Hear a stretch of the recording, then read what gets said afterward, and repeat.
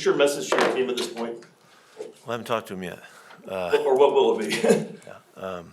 Yeah, the message is we're going to look at the stuff that we did well, that we liked and we can build from. We look at the issues that we have to deal with, the balance on offense and running the ball and not being able to get that done. Third downs have been a problem, and show reasons why we keep believing. You know, there's enough sparks in this game and guys making plays and coming through that there's reasons why it was 7-7 halftime. You know, and at halftime we thought we were going to come out and go get that game. You know, we felt great about it and felt comfortable about the opportunity, and everybody was chilled out. And we really the big run really was a back-breaking play. You know, we got them 3rd and 4 or something. They run it. We got guys in position, and we don't get off the field there. And that was a difference maker. But we came right back after that. You know, and got after him pretty good the very next drive on defense and got a couple sacks and all. So there was positives in there that we'll try to build on. That's all we can do at this time, and see if we can't, you know, keep our focus on building on the things that we can do and try to minimize and eliminate the things that we can't do. You know, we get to a game with a crew that calls a lot of penalties. We throw 4 penalties at them, which was a big focus in the game. We got that done. Offense didn't have a penalty. We had the one turnover that they get on a crazy play on the sidelines. Excellent job by them. So there's some stuff to work with there, and we just have to keep the negative plays and the aspects from entering in the result of the game, and so we'll see if we can get that done. Now that you had a chance to check out the film, I know you're not going to change a whole lot offensively in 1 week, but is the game that was called by Greg Olson more similar to what you were looking for?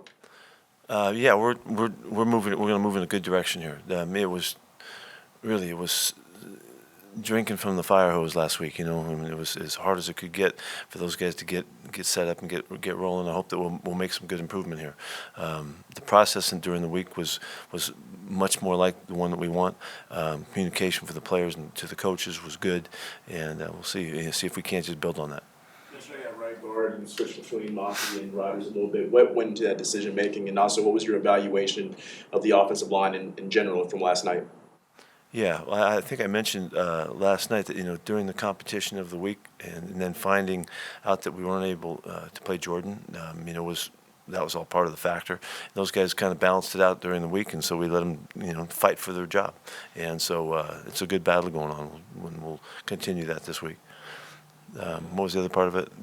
Just in terms of the offensive line in general with Greg Olson, what are some things that you would say you like? We're getting hit way too much, and Gino threw a pretty good game, but as far as the throwing part of it, but we're getting hit too much, and we're having trouble keeping people from getting in the backfield, particularly in the drop back game, and so we have to shore that up. We did some things to help us in protection, but it didn't help us enough, so we just got to get better.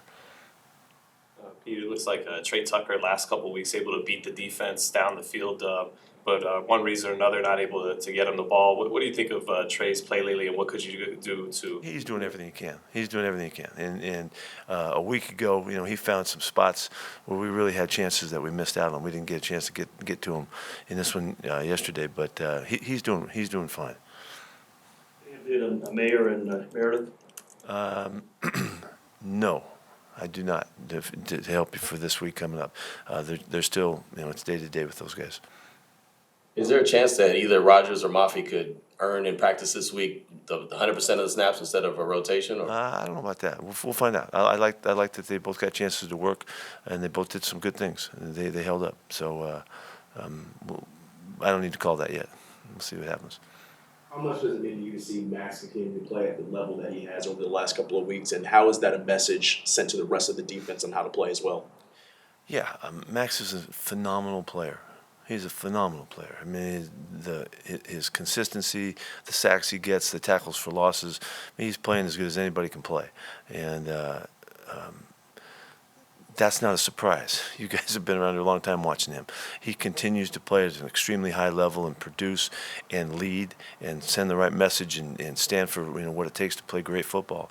And it's obvious that he is so consistent. He's just that darn good, So thrilled about that. And does it elevate other guys? Yeah. Malcolm's coming along. Malcolm's had a couple sacks last couple of weeks and getting back into it and helping us be productive. Max has a tremendous impact on this team and continues to. I mean, not just its defense overall too, especially young players like Ashton aren't used to this. How valuable is that Max like in that situation? Well, you're talking about Max's. Just his leadership. Yeah, it's enormous to see a great player play great. And it's more than, it's one thing about reputation and all that, but he doesn't live on that. He lives on what he does with the very next play he gets, and does everything he can to get the most out of it. And that's the messaging that we try to send through all of our players. And he's a great illustration of what we're talking about.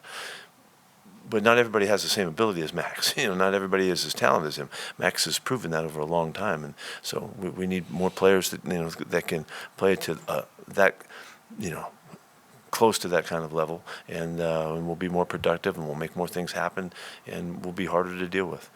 What have you seen from the cornerback rotation between Caillou and Darian, and Caillou comes up with another interception? Yeah, well, Caillou's got a real knack for getting the football now. He's got great hands. He has great timing and confidence in making plays, and that was a fantastic play. But he and Chin made passing and off down on the goal line down there to turn that drive away.